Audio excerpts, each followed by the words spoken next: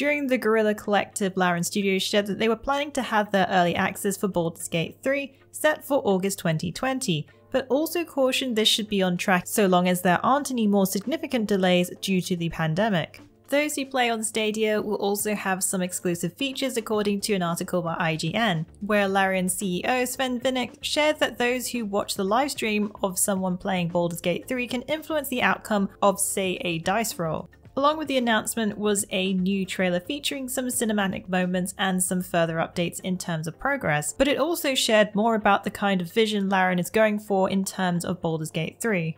The Colonial set online RPG New World will be coming to closed beta on July 23rd. Amazon announces that signups are now available on their official website. In a month's time will be the launch of the title on August 25th.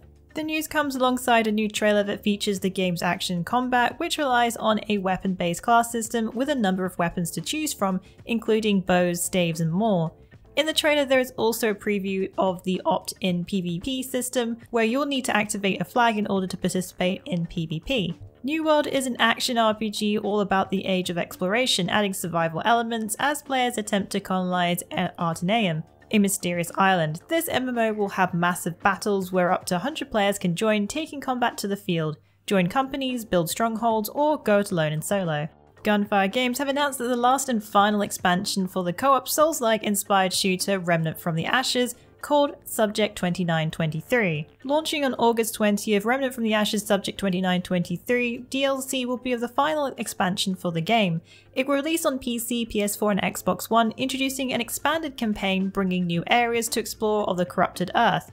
Being the last expansion, Subject 2923 comes with a significant amount of content, with new areas, bosses, quests, and of course, more loot to gain. In the latest trailer plus latest gameplay revealed, you'll be able to adventure through one of the new zones in an ice-covered wasteland full of beasts that have been left to scavenge, and deities inspired by Norse mythology. Larian Studios has announced this week that Divinity Original Sin 2 has a new DLC gift bag called the 4 Relics of Revlon, which is now available for players. This was announced during the Guerrilla Collective showcase and is available as a free update to those who own the definitive edition of the game on consoles and PC. The DLC pack is described as the biggest gift bag for free content to date for Divinity Original Sin 2 and comes with new quests, new loot, and new enemies. This update will allow players to adventure through the world of Revlon, hunting for 4 brand new sets of armor. That's quite the addition of content, and it's great that it's all free too. Larian has also announced an upcoming graphic novel for Divinity and is currently being worked on. The graphic novel is titled Divinity Original Sin 2 Godwoken and is a prequel showing the events leading up to the story of Original Sin 2. It's now available to pre-order on the Larian Studios official website.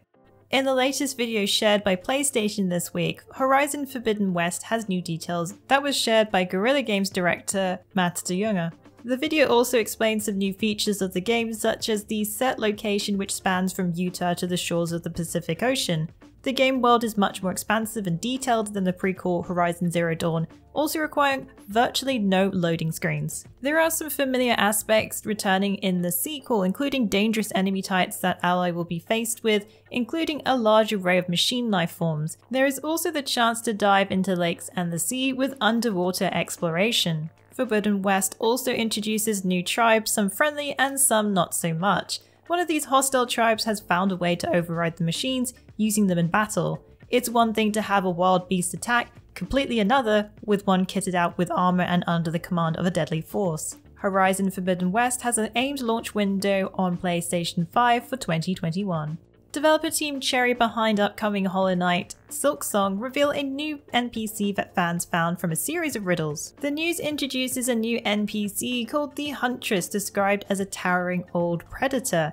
The Huntress was found from fans deciphering a series of Hollow Knight riddles that the game's official Discord had put out to solve. One fan worked out the Huntress password to access a zip file, which contained an image of the new NPC. This of course got shared to the Hollow Knight subreddit for all fans to enjoy. Team Cherry haven't revealed much else apart from the demo of the gameplay that was shared at the previous gaming events, but it's great to see some more lore behind the upcoming title. CD Projekt Red, the developers behind the upcoming sci-fi RPG Cyberpunk 2077, have shared due to the current pandemic that the release for the game has now moved to November 19th. The studio head Adam Badowski and company co-founder Marcin Iwinski shared that the game would not be ready in time and reaffirming their stance not to release the game until it was ready. This puts the release of Cyberpunk 2077 closer to the next generation console launches, which are both set for the holidays of 2020. The developer has also now confirmed that both Xbox One and PS4 copies for Cyberpunk 2077 will be backwards compatible with the next generation consoles, Xbox Series X and PlayStation 5, as well as be a free upgrade. This means you won't have to purchase the title twice if you plan to play on current consoles and switch to next gen later on. CD Projekt Red will be hosting the Night City Wire livestream on June 25th, so hopefully we'll be hearing and seeing more juicy details for this upcoming action RPG.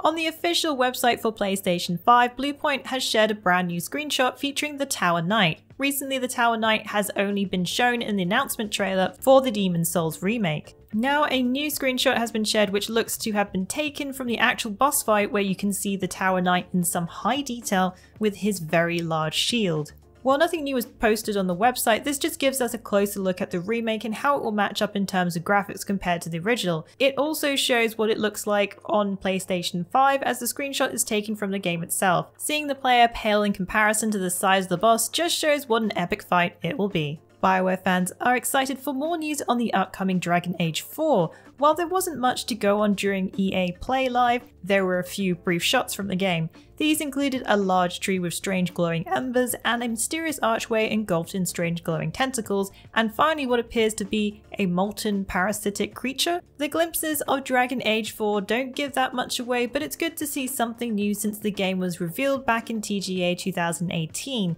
where a short teaser announcement was shown and the Dreadwolf Rises hashtag was revealed. Electronic Arts has shared previously that it wouldn't be likely we'd be seeing the fourth Dragon Age installment before 2022, so this indicates that development is still in the early stages, and this is probably the most we'll be seeing of this game so far. Well, that's it for the Week in the Wikis. Please join us again next week for yet another great week of gaming. Remember to check out our VIP program for some exclusive supporter benefits.